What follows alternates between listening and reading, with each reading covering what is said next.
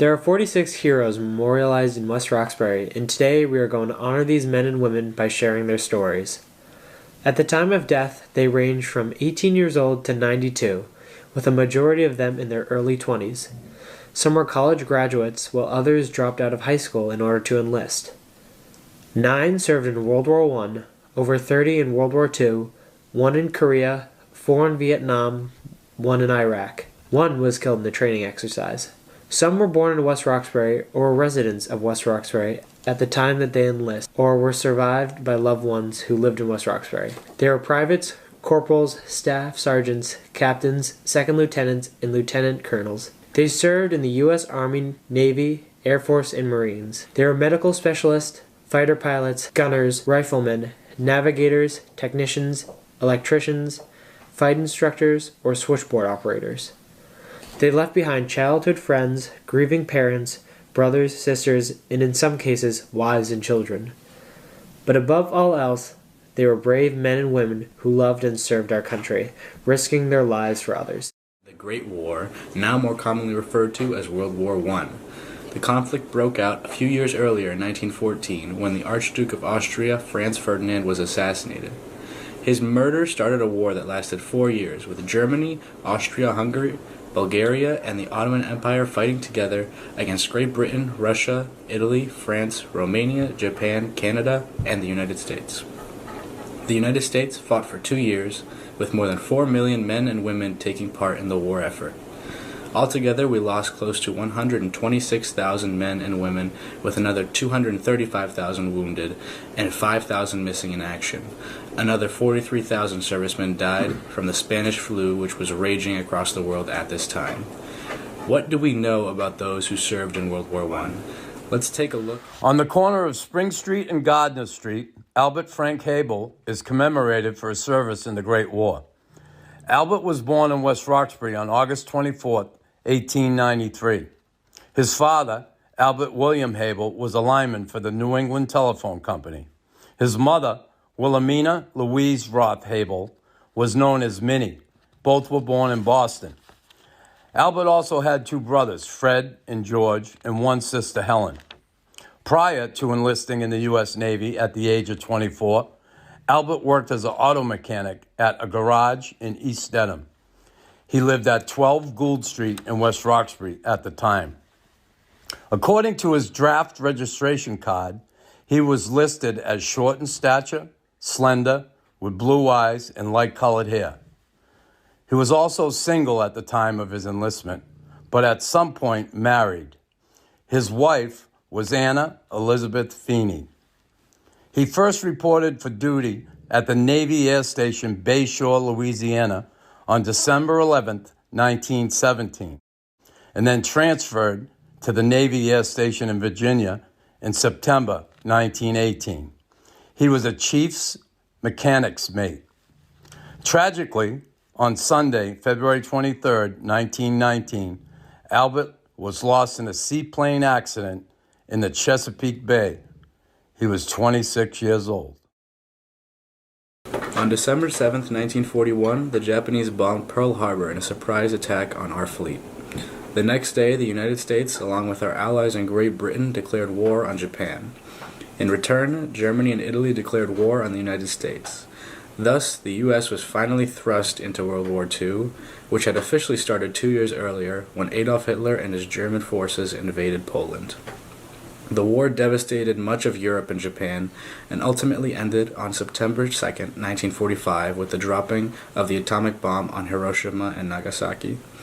Between 1941 and 1945, the United States suffered more than 416,000 casualties, with 6,462 of them being men from Massachusetts.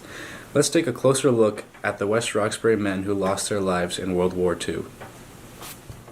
At the corner of Center Street and Corey Street, James E. Flanagan is remembered as a hero for his service in World War II. James was born on March 25, 1912. He grew up in West Roxbury and graduated from Boston College in 1933. He lived at 2069 Center Street with his mother, Margaret M. Flanagan. A lieutenant junior grade with the U.S. Navy during World War II, James was declared missing and presumed dead on January 3, 1944, when his ship, the USS Turner, suffered a series of internal explosions and sank off Sandy Hook, New Jersey. Although the explosion was investigated, a cause was never determined. However, the Navy did discover through their investigation that munitions were being handled below deck. Half of the nearly 300 men on board survived, while the rest were missing and presumed dead. Unfortunately, James is among the missing. He was 31 years old at the time of his death. Lieutenant Flanagan is memorialized at Tablets of the Missing at East Coast Memorial, New York City. For his bravery in service, Lieutenant Flanagan was awarded the World War II Victory Medal, Purple Heart, Combat Action Ribbon, American Campaign Medal, Navy Presidential Unit Citation, Navy Good Conduct Medal, and Navy Expeditionary Medal. After World War II, the U.S. entered a time of prosperity for a few years before finding itself involved in the Korean conflict. In 1950, North Korea invaded South Korea and began a deadly war, with the Soviet Union and China supporting North Korea and the United States supporting South Korea.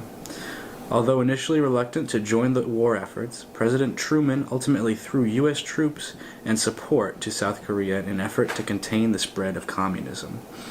Before the war ended in July 1953, with an armistice between China, North Korea, South Korea, and the United States, more than 33,000 U.S. soldiers died in battle. 866 were from Massachusetts, with 95 of them from Suffolk County. Unfortunately, our list of fallen heroes did not end when we withdrew U.S. troops from Vietnam in March of 1973.